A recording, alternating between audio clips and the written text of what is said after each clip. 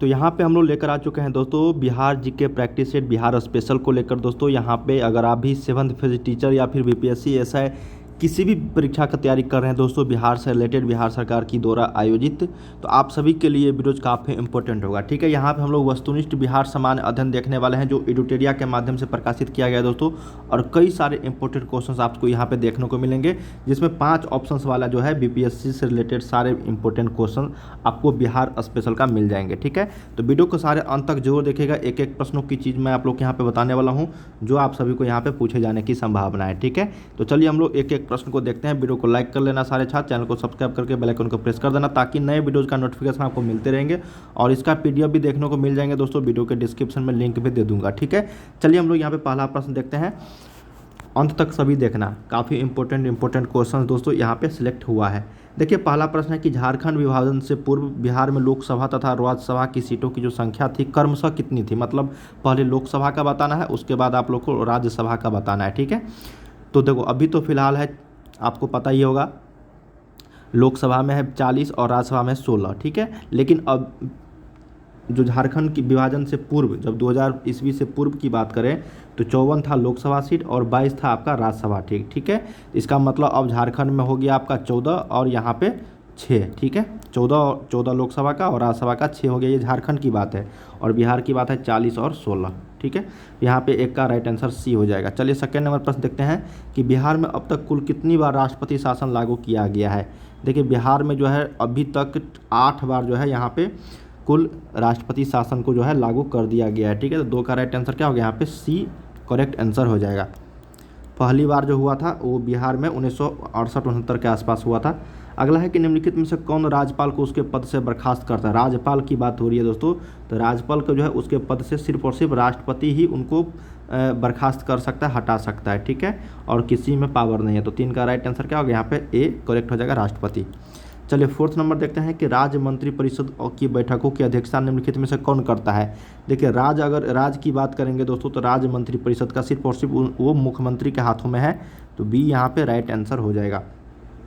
अगला है कि भारतीय संविधान के किस अनुच्छेद में महाधिवक्ता का वर्णन किया गया। देखिए महाधिवक्ता का जो वर्णन किया गया है वो अनुच्छेद आपको आर्टिकल नंबर 165 में, ठीक है, आर्टिकल नंबर कितना में, 165 में ये वर्णन किया गया है महाधिवक्ता का वर्णन। अगला है कि कोई विधेयक अगर धन विधेयक है या नहीं, इसका निर्णय निम्नलिखित में से कौन करता है। देखिए ये यहाँ पे देखो मुख्यमंत्री सभी जगह दिया गया है, राज्यपाल दिया गया है, विधानसभा दिया गया है, विधानसभा उपाध्यक्ष दिया गया है। देखिए अगर धन विधेयक है, कोई विधेयक या फिर नहीं, इसका सिर्फ और सिर्फ निर्णय करता है विधानसभा के जो अध्यक्ष होते हैं वो करते हैं। तो 6 का राइट आंसर क्या हो गया, यहाँ पे ए हो जाएगा, विधानसभा के अध्यक्ष। अगला है दोस्तों कि निम्नलिखित में से कौन बिहार के मुख्यमंत्री के पद पर सबसे कम समय तक रहे हैं। तो सबसे कम समय तक जो रहे हैं दोस्तों बिहार के जो मुख्यमंत्री वो है सतीश प्रसाद सिंह। तो ऑप्शन नंबर क्या हो गया यहाँ पे 7 का बी। 8 नंबर है कि दिए गए विकल्पों में सबसे कम जिला वाला, तो सबसे कम जिला वाला भागलपुर है। भागलपुर का क्या है, बांका है, सिर्फ और सिर्फ 2 ही जिला है इसमें। ठीक है, तो यहाँ पे राइट आंसर क्या हो गया, 8 का ए राइट आंसर हो जाएगा। चलिए 9 नंबर प्रश्न देखते हैं कि किसी राज्य का वैधानिक प्रधान, देखिए किसी भी राज्य का वैधानिक प्रधान जो होता है वो राज्यपाल के पास होता है, तो क्या होता है यहाँ पे 9 का ए हो जाएगा। ठीक है, चलिए अगला देख लेते हैं कि बिहार में लोकसभा हेतु कितनी सीटें अनुसूचित जाति के लिए आरक्षित है। तो टोटल कितना है, यहाँ पे 40 सीट है, उसमें जो है आपको टोटल सीटों की जो संख्या है वो है 6, जो अनुसूचित जाति के लिए यहाँ पे आरक्षण दिया गया है दोस्तों।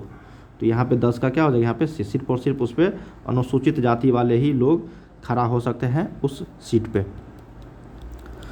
ठीक है ना, तो यहाँ पे चलिए नेक्स्ट प्रश्न देखते हैं कि उर्दू भाषा को दूसरी राजभाषा के रूप में मान्यता देने वाला भारत का पहला राज्य कौन सा है।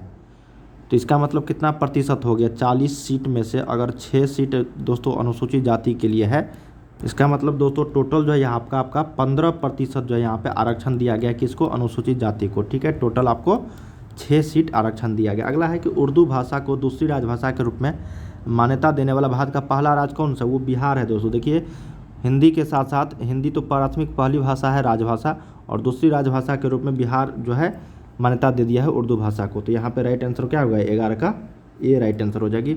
जिला परिषद अध्यक्ष अपना त्यागपत्र किसे देता है। देखिए जिला परिषद जो है अध्यक्ष अपना त्यागपत्र देते हैं वो जिला दंड अधिकारी को। ठीक है, तो ऑप्शन नंबर क्या हो गया, यहाँ पे डी करेक्ट हो जाएगा। जिला वाला है तो सिर्फ और सिर्फ जिले में ही देगा वो। अगला है कि बिहार का कौन सा जिला ऐसा है जो नेपाल तथा पश्चिम बंगाल दोनों से सीमा साझा करता है, वो है किशनगंज। ठीक है, जो बिहार के पूर्वी जिला है वो नेपाल के साथ भी और यहाँ पे पश्चिम बंगाल के साथ भी सीमा साझा करता है। किस भारतीय राज्यों के साथ नेपाल सबसे लंबी सीमा साझा करता है? तो बिहार के साथ करता है सबसे ज़्यादा लंबी सीमा। ठीक है, टोटल 7 जिले हैं ऐसे जो नेपाल के साथ जुड़ते हैं। अगला है कि निम्नलिखित में से कौन बिहार का सर्वोच्च पर्वत चोटी है? तो बिहार का सर्वोच्च चोटी जो है, सर्वोच्च पर्वत चोटी वो है सोमेश्वर श्रेणी। क्या है? सोमेश्वर श्रेणी। ऑप्शन नंबर यहाँ पे बी राइट हो जाएगा। नेक्स्ट है कि बिहार में सबसे अधिक वर्षा किस जिले में होती है? तो किशनगंज में सबसे ज़्यादा वर्षा होती है, पूर्वी क्षेत्र में, याद रखिएगा किशनगंज। अगला है कि बिहार में आपदा प्रबंधन हेतु सेंदई फ्रेमवर्क को कब लागू किया गया था? 2015 ईस्वी में लागू कर दिया गया था। ऑप्शन नंबर बी यहाँ पे राइट आंसर हो जाएगा। अगला है कि बिहार का कौन सा जिला जूट उत्पादन में, देखिए जूट उत्पादन की जब भी बात आएगा तो पूर्वी जिला जितने भी है वो सारे हो जाएंगे। ठीक है, तो यहाँ पे क्या हो जाएगा दोस्तों, 18 का यहाँ पे डी हो जाएगा राइट आंसर। जो जूट उत्पादन में अग्रणी है मतलब सबसे ज़्यादा, तो वो है पूर्णिया। ठीक है, तो ऑप्शन नंबर क्या हो गया यहाँ पे डी। नेक्स्ट है यहाँ पे कि गंगा के दक्षिणी भाग में मैदानों में कौन सी मिट्टी प्रमुखता रूप से पाई जाती है? तो देखिए गंगा के दक्षिणी भाग की अगर बात करेंगे हम लोग तो उसमें जो मिट्टी पाया जाता है दोस्तों वो कैवाल मिट्टी कहलाता है। क्या होता है? कैवाल मिट्टी। Option number A right answer हो जाएगा। और उत्तरी भाग के मैदानों में जलोढ़ मिट्टी, ये भी चीज़ आपको ध्यान रखना है, ये उत्तरी भागों में हो जाएगा। नेक्स्ट है यहाँ पे कि कर्मनाशा नदी बिहार के किस स्थान पर गंगा नदी से मिलती है? तो कर्मनाशा नदी जो है बिहार के किस स्थान पर गंगा नदी से मिलती है? तो वो है चौसा के निकट। और चौसा के निकट ही दोस्तों जो गंगा जो है बिहार में प्रवेश करती है, बक्सर के निकट। ठीक है, कांवर झील बिहार के किस जिले में स्थित है? तो कांवर झील पता ही होगा, वो बिहार के बेगूसराय जिले में स्थित है। तो 21 का right answer C correct. Next है कि यहाँ के निम्नलिखित में से कौन सा जलकुंड मुंगेर में स्थित नहीं है? तो मुंगेर में आपको सीता कुंड, रामेश्वर कुंड, ऋषि कुंड ये सारे हैं। बाकी जो गोमुख कुंड है ये आपका क्या है, यहाँ पे मुंगेर में स्थित नहीं है। तो डी करेक्ट हो जाएगा। राजपुर नहर परियोजना किस नदी पर स्थित है? तो राजपुर नहर परियोजना जो है ये आपका कोसी नदी में स्थित है, कोसी नदी पर। तो 23 का सही उत्तर ए। 24 देखते हैं कि 2011 की जनगणना के अनुसार जनसंख्या की दृष्टि से बिहार का सबसे छोटा जिला कौन सा है? देखिए जब क्षेत्रफल की दृष्टि से पूछा और जनसंख्या की दृष्टि से, दोनों याद रखिएगा। जब जनसंख्या की दृष्टि से पूछा जाएगा तो शेखपुरा हो जाएगा, और जब क्षेत्रफल की दृष्टि से पूछा जाएगा, क्षेत्रफल की दृष्टि से, तो वो शिवहर हो जाएगा। ठीक है, ये दोनों में आप लोग याद रखिएगा। ऑप्शन नंबर यहाँ पे 24 का सी। 25 देखते हैं कि बिहार के किस जिले का महिला साक्षरता दर सबसे न्यूनतम है? तो सबसे महिला का साक्षरता दर हो गया सहरसा। क्या हो गया? सहरसा। ठीक है, और सबसे जो कम साक्षरता वाला है वो है आपका पूर्णिया, सबसे कम पुरुषों में या फिर अदरवाइज। ठीक है, ओवरऑल। तो ऑप्शन नंबर क्या हो गया यहाँ पे, पुरुषों में पूर्णिया और सहरसा यहाँ पे महिला में हो गया।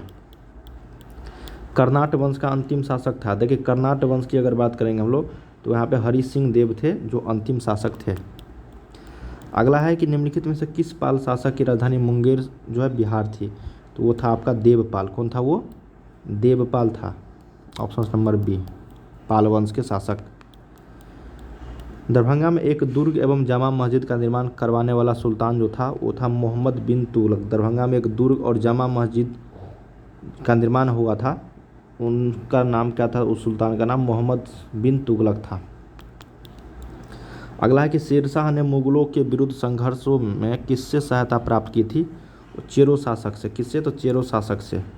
सिकंदर लोदी ने हुसैन शाह सरकी को पराजित कर किसे बिहार का प्रभारी नियुक्त किया है? तो दरिया खान नुहानी को। तो ऑप्शन नंबर क्या हो गया यहाँ पे 30 का ए करेक्ट हो जाएगा। चलिए 31 देखते हैं कि चौसा के युद्ध में शेरशाह ने हुमायूं को कब पराजित किया था? तो ये था 26 जून 1539 ईस्वी को। 31 का सही उत्तर क्या हो जाएगा ए। 32 है कि शेरशाह का प्रशासनिक प्रयोगशाला था कहाँ पे? देखिए शेरशाह का प्रशासनिक जो प्रयोगशाला था वो था सासाराम। कहाँ पे था? सासाराम में। अगला है कि शेरशाह ने अपने शासनकाल में पटना में एक दुर्ग का निर्माण कराया तथा पुनः इस नगर को राजधानी के रूप में विकसित किया। इसकी जो चर्चा है वो कहाँ पे है? तो ये है दोस्तों आपको तारिक ए दौदी में। तो ऑप्शन नंबर बी। अकबर ने 1580 में बिहार में किसे गवर्नर सूबेदार नियुक्त किया था? देखिए अकबर ने, जब मुगल बादशाह थे ये अकबर, उस समय की बात है, 1580 में बिहार में गवर्नर के रूप में नियुक्त किया खान ए खानम को। Option number B. नेक्स्ट है कि किस मुगल शासक के समय में बिहार में सर्वाधिक विद्रोह हुआ था? अकबर के शासनकाल में। Option number A. सिख धर्म के प्रवर्तक गुरु नानक देव ने बिहार में किस क्षेत्र का भ्रमण किया था? तो यहाँ पे देखिए ऑप्शन नंबर 36 का क्या हो जाएगा? ई। ठीक है, कई जगह यहाँ पे भ्रमण किए थे सिख धर्म के प्रवर्तक गुरु। तो ऑप्शन नंबर क्या हो जाएगा? ई यहाँ पे राइट आंसर। नेक्स्ट है कि मुगल शासक फरूक और सिख गुरु के जो 10वें गुरु है सिख धर्म के, वो गुरु गोविंद सिंह, जिनका जन्म यहाँ पे पटना साहिब में हुआ था। ठीक है, पटना सिटी। मुगल शासक फर्रुखसियर ने अंग्रेज को बिहार में बंगाल में व्यापार करने के लिए किस वर्ष स्वतंत्रता प्रदान की थी? 1717 ईस्वी में। 20 सही उत्तर हो जाएगा। किस मुगल शासक के शासनकाल में अंग्रेजों ने पटना में अपनी फैक्ट्री स्थापित की थी?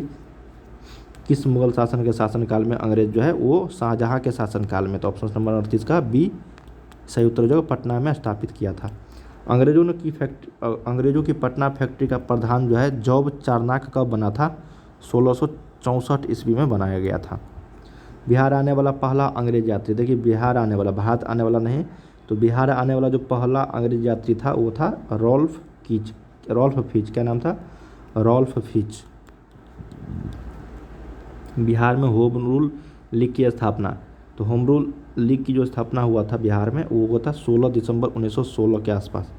भारतीय राष्ट्रीय कांग्रेस का 27वां अधिवेशन कहाँ हुआ था? देखिए भारतीय राष्ट्रीय कांग्रेस का 27वां जो अधिवेशन हुआ था वो हुआ था आपका दोस्तों यहाँ पे पटना में। कहाँ पे हुआ था? पटना में, बांकीपुर में। ऑप्शन नंबर यहाँ पे बी सही उत्तर हो जाएगा।